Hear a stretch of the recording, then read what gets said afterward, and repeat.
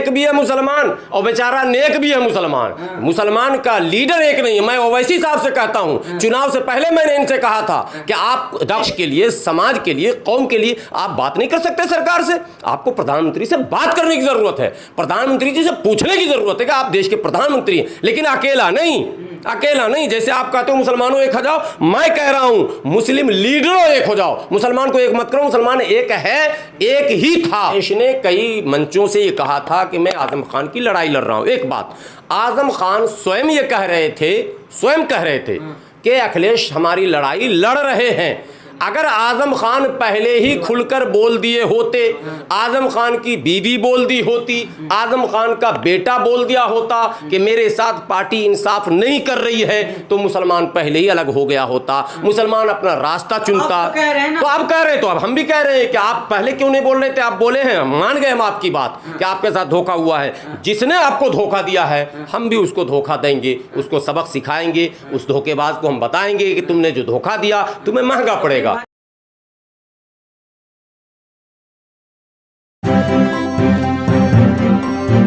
Media voice, आपकी आवाज। अब मेरी बात सुनिए, कोई खुश नहीं है।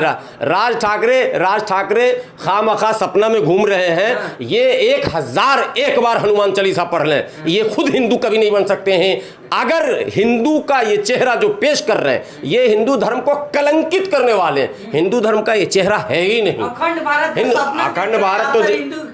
अखंड भारत तो मैं कहता हूं जो कल हो ना हो, मैं रमजान में दुआ कर रहा हूं अल्लाह करे आज हो जाए। अखंड भारत तो हम लोगों के हित में है और सबके हित में है। भारत महान भी हो जाएगा, भारत बड़ा भी हो जाएगा, सुपर पावर भी हो जाएगा और धर्म का पंडा भी खत्म हो जाएगा। मुसलमानों का नेता मुलायम सिंह को तो मानते हैं ना, मुल्ला मुलायम कहा जाता है उन्हें। देखिए, समय समय पर मुसलमान एक ऐसा कौम है जो सबको नेता मानता है। मुसलमान ने सबसे पहले नेहरू को नेता माना, मुसलमान ने गांधी को नेता माना, मुसलमान ने मौलाना आज़ाद को नेता माना, मुसलमान ने सरदार पटेल को नेता माना, मुसलमान ने इंदिरा गांधी को नेता माना, मुसलमान ने राजीव गांधी को नेता माना, मुसलमान ने वीपी सिंह को नेता माना, मुसलमान ने एच डी देवगौड़ा को माना और मुसलमान ने हेगड़े को, बिजू पटनायक को, क्या कहते हैं आप पश्चिम बंगाल चले जाए तो ज्योति बसु को, मुसलमान ने लालू को, मुलायम को, सबको अपना नेता माना है। उर्दू नाम वाले नेता नहीं माना क्या? उर्दू नाम के नेता नहीं माना क्या? नहीं, मैं कह रहा हूं मुसलमान तो सबको नेता मान रहा और आज भी मान रहा। मुसलमान तो मोदी जी को भी मान रहा। अरे चाहे परसेंटेज कम हो या ज्यादा हो, मानने वाले तो लोग हैं ही। अब तो लोग स्वीकार भी करने लगे कि वोट भी मिलने लगे हैं, मंत्री भी नए नए आने लगे। उत्तर प्रदेश में देखिए नए दानिश अली आए, नए, लोगों को पता ही नहीं था, पता चला कि बहुत दिन से काम कर रहे थे भाजपा का, मतलब लोग काम कर रहे हैं। मुसलमान सबको नेता मान रहा है। लड़ाई यहाँ ये नहीं है कि नेता कौन किसको मानता है। किसी को मुल्ला मुलायम कह दीजिए, उससे आपका हित नहीं हो रहा है, आपका भला नहीं हो रहा। किसी को आप डिबेट पर जाएं, कांग्रेस को मुस्लिम दर्शाने की कोशिश गोदी मीडिया की तरफ से होती है। जब भी डिबेट पर आप जाएंगे, कांग्रेस मीन्स मुस्लिम। मैं बार बार कहता हूं कि नहीं, भारतीय जनता पार्टी से ज्यादा खतरनाक कांग्रेस। आज आम आदमी पार्टी के नेता राघव चड्ढा ने एक बयान दिया कि भारतीय जनता पार्टी के राष्ट्रीय कार्यालय पर बुलडोजर चला दो, दंगा खत्म हो जाएंगे। अरे राष्ट्रीय कार्यालय तो अब बना जुम्मा दिन मोदी जी के आने के बाद, और इससे पहले भी राष्ट्रीय कार्यालय जो था, जो अशोका रोड में, वो भी 10 साल 15 साल पहले बना था अटल जी के समय में। उससे पहले इनका कार्यालय कहाँ था किसी को आता पता भी नहीं था। लेकिन दंगे तो इस देश में 70 के दशक से लगातार हो रहे हैं। 64 में दंगे हुए, 72 में दंगे हुए, 81 में दंगे हुए, 82 84 में दंगे हुए। आसाम के नल्ली में वो दंगा हुआ 81 82 में कि भारत में उतना बड़ा दंगा कभी नहीं होगा। 10,000 घर मुसलमानों को जिंदा जला कर रख दिया गया। वैसे तो कह रहे हैं कि आप लोग एक हो जाइए, मुसलमान सारे एक हो जाइए। नहीं, एक होना, मुसलमान दो कब है ये हमको बताइए। मुसलमान शाहबानों के मामले में एक था, सड़क पर उतरा। मुसलमान CA/NRC में एक था, सड़क पर उतरा। चले जाते नहीं, अफ्तार का मुसलमान 3 महीने तक रोड पर बैठा रहा एक होकर। एक मुसलमान भारत से उठा के लाइए जो CA/NRC का विरोध कर रहा हो, सब समर्थन में था और सब एक था। तो क्या कर लिया ओवैसी साहब ने? CA/NRC में जिता दिया। डिबेट में बैठते मुसलमान हो तो कहते हैं CA/NRC सही है। नहीं, फिर वो एक अलग बहस। मैं कह रहा हूं एक पर आपने कहा ना एक हो जाइए, तो एक होके भी तो मेरा मसला हल नहीं हुआ।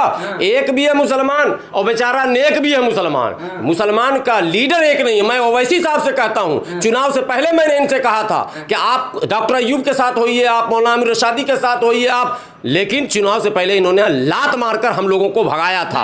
अरे सुनिए, आखिरी में जब इनको कोई पूछ नहीं रहा था, हवा में उड़ रहे थे, तो डॉक्टर अयूब के गोद में चले गए चुनाव प्रचार करने आखिरी में। कहाँ जीत गए डॉक्टर अयूब? अरे कहीं नहीं जीतो, पहले हमने कहा दिया था आप नहीं जीतिएगा।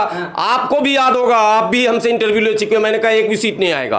किसी कहीं कोई उम्मीदवार वैसा मिल गया जैसा मिल गया था मुबारकपुर में, झटके से एक आध सीट जीत लेगा। लोगों ने बिहार का उदाहरण दिया था, लंबा हो जाएगा इंटरव्यू। बिहार का मामला अलग है, अख्तरुल ईमान एक अलग लीडर है, बाकी लोग अलग है। इसलिए मैं ओवैसी साहब से भी कहता हूं, आवाम को एक मत करिए, आवाम एक है, आप लीडरान एक हो जाइए। आज अभी क्या कहता हूं, कुरेजा साहब ने बयान दिया, सड़क पर उतर जाएंगे, जेल भर देंगे, फला। अरे बयान देने की जरूरत नहीं थी। मैं आज भी कह रहा हूं, 10 मुस्लिम लीडर आज संवाद करें, मोदी जी से बात करें। क्यों नहीं बात कर सकते हैं? आपका इनफरादी मामला होगा, आप किसी से भी मिल लीजिएगा।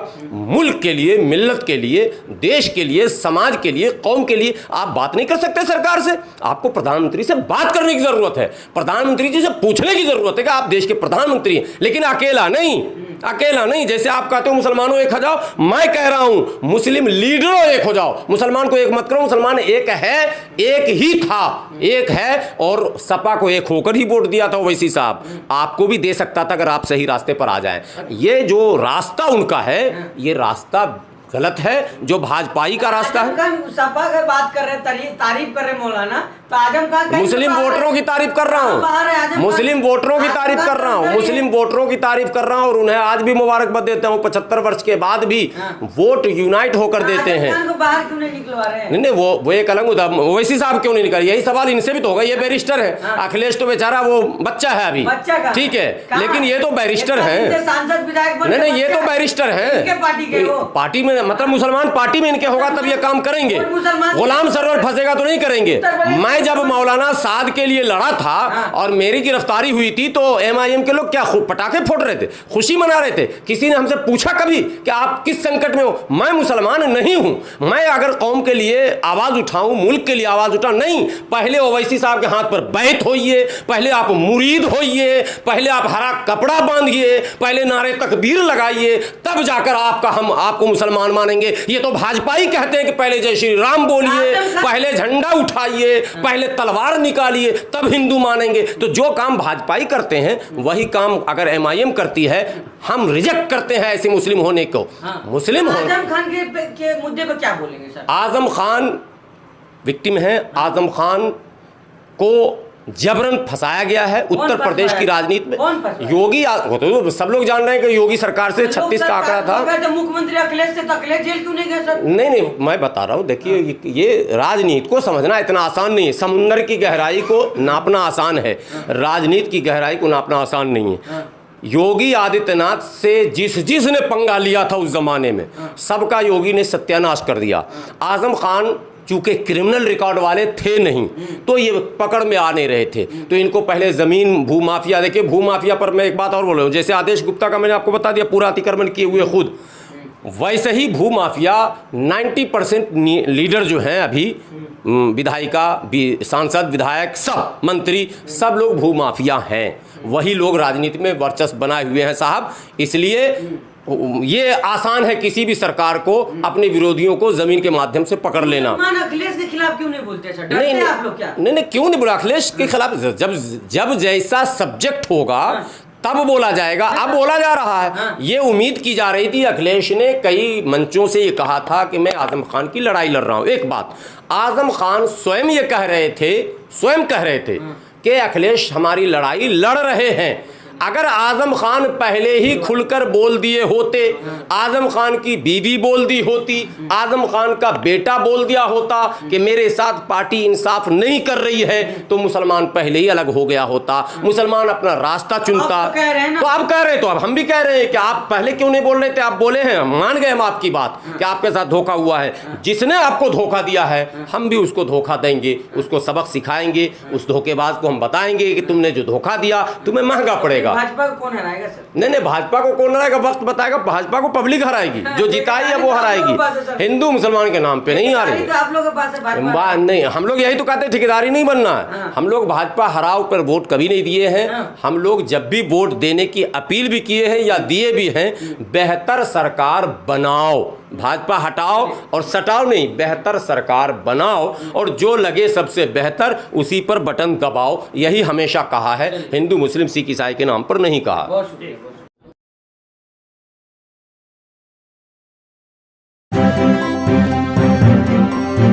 मीडिया वॉइस, आपकी आवाज।